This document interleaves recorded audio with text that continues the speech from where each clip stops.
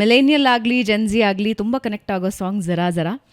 So ಜರಾ ಜರಾನ ಸಂಸ್ಕೃತದಲ್ಲಿ ಹಾಡಬಹುದು ಅನ್ನೋ ಇಮ್ಯಾಜಿನೇಷನ್ನೇ ನಾನು ಯಾವತ್ತೂ ಮಾಡ್ಕೊಂಡಿರಲಿಲ್ಲ. So let's do one thing. ನಾನು ಒಂದು ಸಾಲು ಹಿಂದಿಯಲ್ಲಿ ಆಡ್ತೀನಿ, ಒಂದು ಸಾಲು ನೀವು ಸಂಸ್ಕೃತದಲ್ಲಿ ಅದನ್ನೇ ಹಾಡ್ತೀರಾ? Sure sure. ನಿಮ್ಮಷ್ಟು ಗುಡ್ ಸಿಂಗರ್ ಅಲ್ಲ ನಾನು, but let's try. Let's do this. Okay. ज़रा ज़रा बहकता है महकता है आज तो मेरा तन बदन, मैं प्यासी हूँ मुझे भर ले अपनी बाहों में.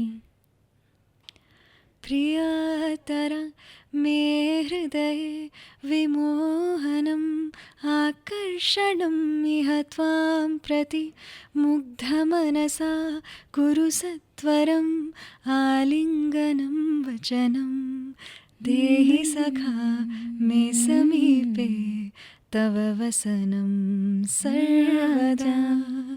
प्रियतरा महकता है महकता आज तो मेरा त्वां प्रति मुग्धमनसा गुरु भरे अपनी बाहों में जन्म तेरी सखा मैं समीपे तव वसनं सर्वदा.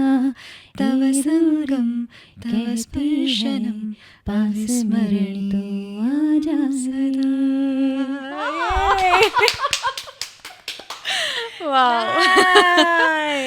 ಅಮೇಜಿಂಗ್.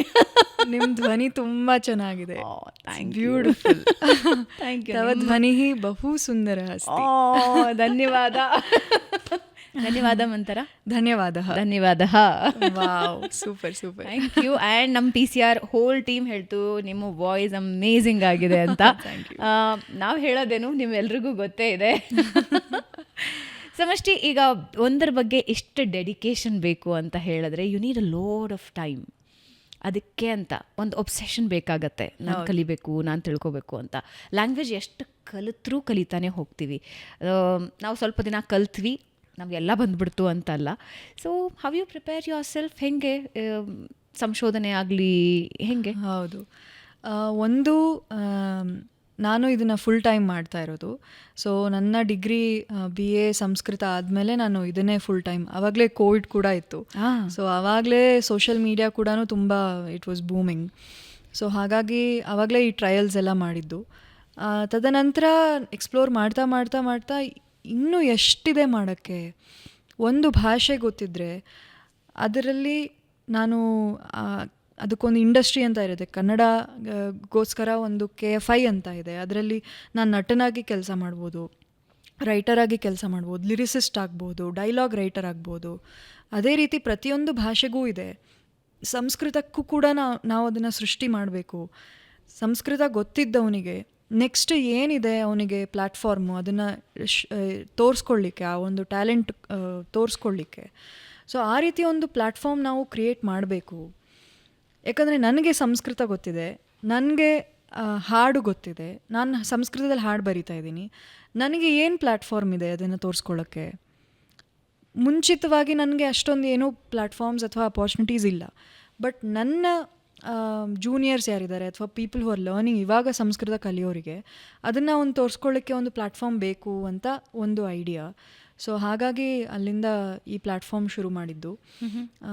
ಇದರಲ್ಲಿ ಕೂಡ ಸುಮಾರು ಜನ ಇವಾಗ ಸಂಸ್ಕೃತ ಕಮ್ಯುನಿಟಿ ಅಂತ ಕ್ರಿಯೇಟ್ ಆದ ತಕ್ಷಣ ಅಲ್ಲಿ ನನಗೆ ಪ್ರತಿಯೊಂದು ಏನೋ ಒಂದು ಮೆಸೇಜ್ ಮಾಡೋದಿದ್ರು, ಟೀ ಕುಡಿಯೋಣ ಬಾ ಅಂತ ಹೇಳೋಕ್ಕೂ ಒಬ್ರು ಯಾರಾದರೂ ಇರಬೇಕಲ್ವ.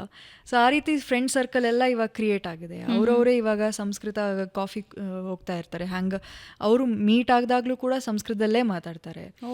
ಸೊ ಆ ರೀತಿ ಒಂದು ಅಪಾರ್ಚುನಿಟಿ ಇವಾಗ ಏನು ಕ್ರಿಯೇಟ್ ಆಗಿದೆ. ನನಗೆ ಸ್ವತಃ ಅದು ಇರಲಿಲ್ಲ ಅಲ್ವಾ. ಸೊ ರಿಯಲ್ ಟೈಮಲ್ಲಿ ನನ್ನ ಫ್ರೆಂಡ್ಸ್ ಜೊತೆಗೆ, ನನ್ನ ಕಾಲೇಜ್ ಮೇಟ್ಸ್ ಜೊತೆಗೆ, ನನ್ನ ರಿಲೇಟಿವ್ಸ್ ಜೊತೆಗೆ ನಾನು ಸಂಸ್ಕೃತದಲ್ಲಿ ಮಾತಾಡಬೇಕು ಅನ್ನೋದು ಆ ಒಂದು ಅಷ್ಟೊಂದು ಅಪಾರ್ಚುನಿಟಿ ಇರಲಿಲ್ಲ. ಸೊ ಇವಾಗ ಅದು ಕ್ರಿಯೇಟ್ ಆಗ್ತಾ ಇದೆ. ಸೊ ಹಾಗಾಗಿ ದ್ಯಾಟ್ ಈಸ್ ಮೋರ್ ಇಂಪಾರ್ಟೆಂಟ್. ಅದು ಆಗ್ತಾ ಇರಬೇಕು ಇನ್ನೂ.